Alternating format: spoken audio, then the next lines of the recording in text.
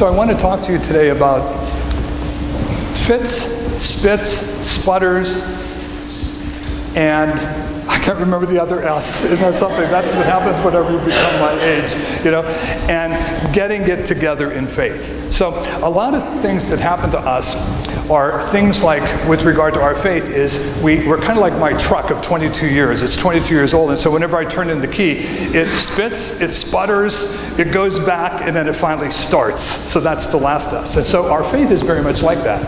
And it doesn't really matter, because that's the faith that you see of all the holy people in the Bible. So their faith sometimes is very clear, they're very committed, and then at other times, what faith? It just goes away from them. So if you can relate to that, that's what Peter is experiencing today. What really counts is whenever we get to that moment that we become convinced, and it might just be a fleeting moment, that we believe in Jesus Christ. And when we confess that, when we profess that, that makes a big difference. And that's what we see in today's gospel.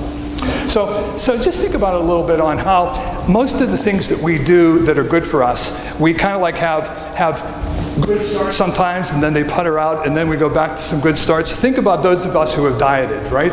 So sometimes, whenever I get on my diet and start to behave myself with my food, I am so gung-ho on it, and then all of a sudden someone, like last night, I was out to dinner with some of you, and someone passed over this wonderful trifle, and I could not say no to it. And all I have to do is eat one bite of that, and I can be off in a different sputtering track, and you know what I mean by that. And so same with exercise. January 2nd is a day that gym is filled.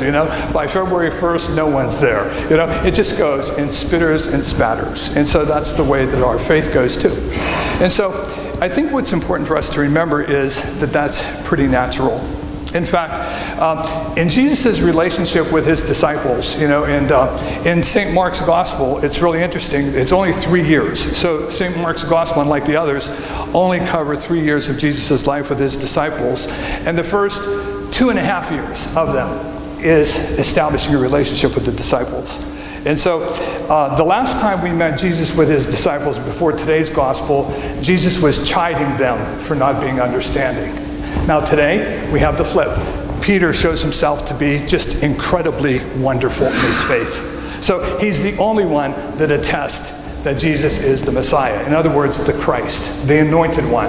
And whenever he does that, Jesus can then tell them stuff that he never was able to tell them before. So we spit, we sputter, we start. Then we spit, we sputter, and we start again. That's the way it is. Some people define that as 2 steps forward, 1 step backward. Can you relate to that? In fact, they say that whole phrase came about because there was someone studying animals. And so he was at a well, and he was watching a frog coming up from the bottom of the well.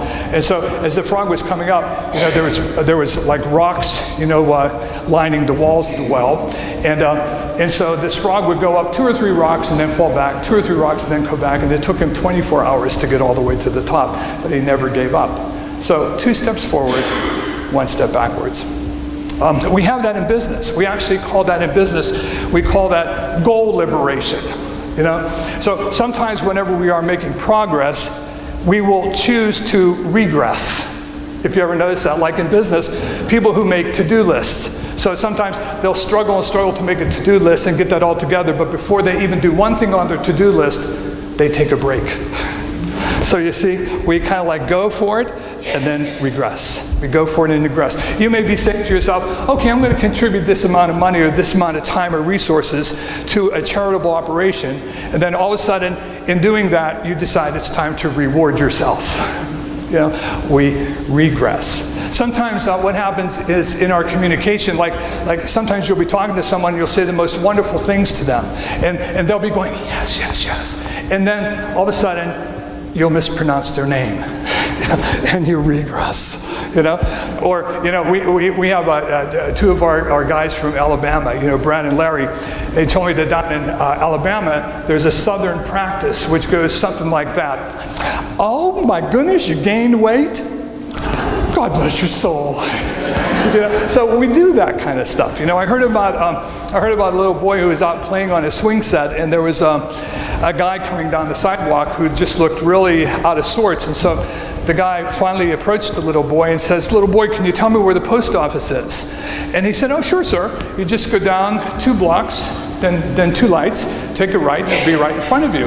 And the man said to him, "Thank you very much, son. Thank you very much. Now, I'm new to the area. In fact, I'm the new pastor at the local church. And so why don't you come to church on Sunday, and I'll let you know how to get to heaven." And he says, "Oh, no thank you, Pastor. You don't even know how to get to the post office."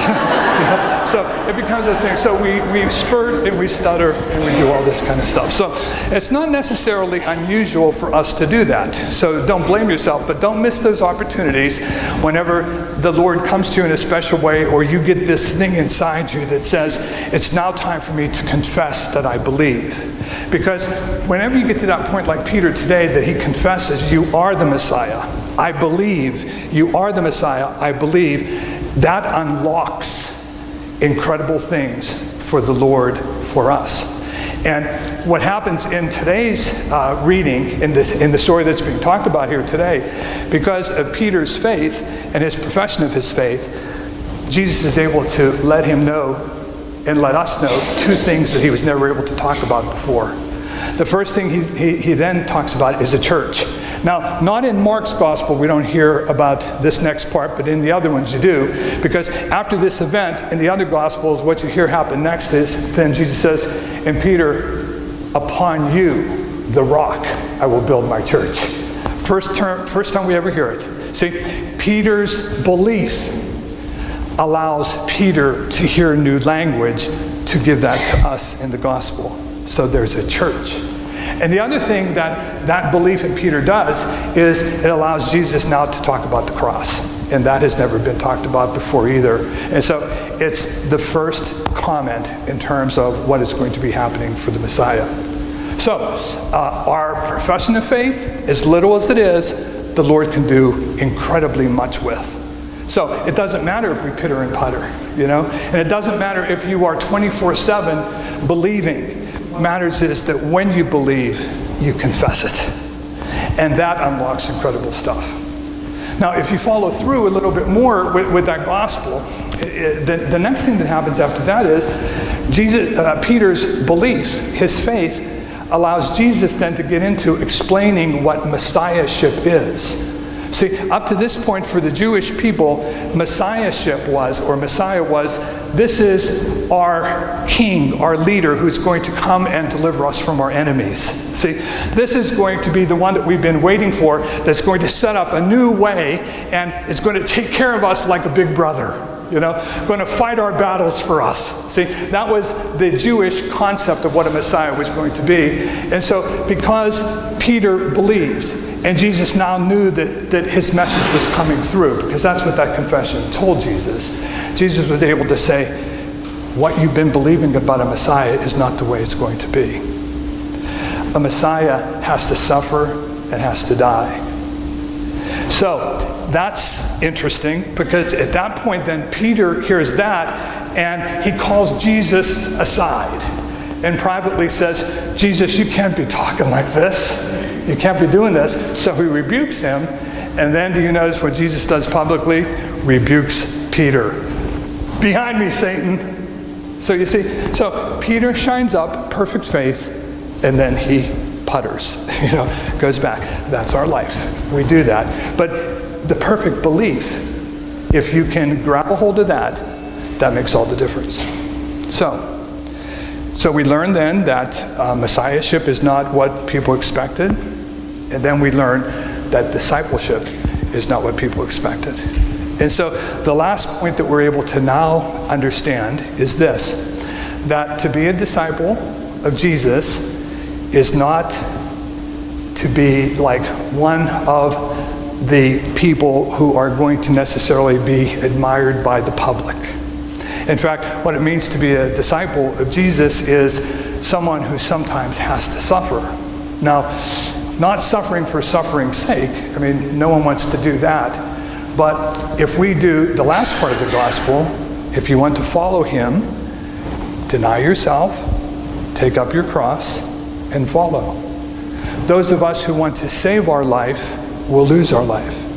But those of us who lose our life, in other words, give our life for the good of others, whenever that time comes that we have to do that, you somehow find that you end up saving your life. Now, I can't market that very well. But the only thing that I can say about that is that if you have had that experience of giving yourself away for others because of your love for them, and if you connect that somehow to your spiritual journey, there is something very satisfying that comes with that. There is a reward that comes from that. I heard the story about the two ladies who were going to represent our country in the 2000 Olympics in Sydney. One of the ladies, I think her name was Kathy Poe. The other was Esther Kim. Yeah, I believe that's their names. And they were both friends, and they were both really good at Taekwondo. And so they had gotten to the finals in terms of the competition. And so they now had to compete against each other in order to determine who was actually going to go and represent the country in Sydney for that Olympics. So what happened in the process was Kathy Poe injured her kneecap. So she had gone into surgery, and so that cleared the way for Esther. So Esther, had a clear path to victory and then representation of the USA in Sydney. What she decided to do was she decided to disqualify herself, because down deep she always felt that Kathy needed it more. And people couldn't understand why she would disqualify herself. And she said, well, I know that Kathy's knee will be repaired by the time it comes to the Olympics, so she'll be able to compete. And I also know that she has really a good chance to be able to wear the gold around her neck. And she said, and I realize that I have the gold around my heart. You don't always have to be in the limelight in order to be a champion. Which was a little bit about what self-giving is. So whatever that is for you, that's where we go. I had an event recently, just to kind of like show you what that suffering is, or that self-giving is that we talk about to be disciples of Jesus. I had to go to an event that I wasn't real sure of. Okay, so we have a ministry for immigrants, and one of our immigrants had to go for a ICE hearing, and we weren't really sure what would happen there. Would this be the day that this person would be detained and shipped? And all the regular people who would normally go to that were away. Okay, so I knew I had to go, because that's what I get paid for, to do stuff like this. So I knew that I had to go, but I was afraid to go alone. I was just really afraid to go alone. And so, but I didn't want to show that, you see. So I didn't want to show that. And so I asked a person in our church here, I said, would you be able to go with me? And this person, without hesitation, said, sure, what time is it? And I just thought, well, that's just a matter of course, okay? But the person came with me, and the worries and the fears didn't have to really be, because our friend was not detained and was not sent back. But the parishioner and I had lunch afterwards. And so he expressed during the lunch how terrified he was to go to that. Do you see? And that's what giving yourself away is about. Those kind of things. So we have ample opportunities to do that. So I guess to summarize, don't be upset with yourself if you fit, spit, sputter, and start. Don't be afraid. That's normal. That's the way our faith life goes. But don't miss those opportunities by which you can then confess that you believe, because you'll have those. They may come for a moment and then go away. That's all right. But in that short time, that little bit of communication, the Lord can unlock so much for us. And that's what our faith is.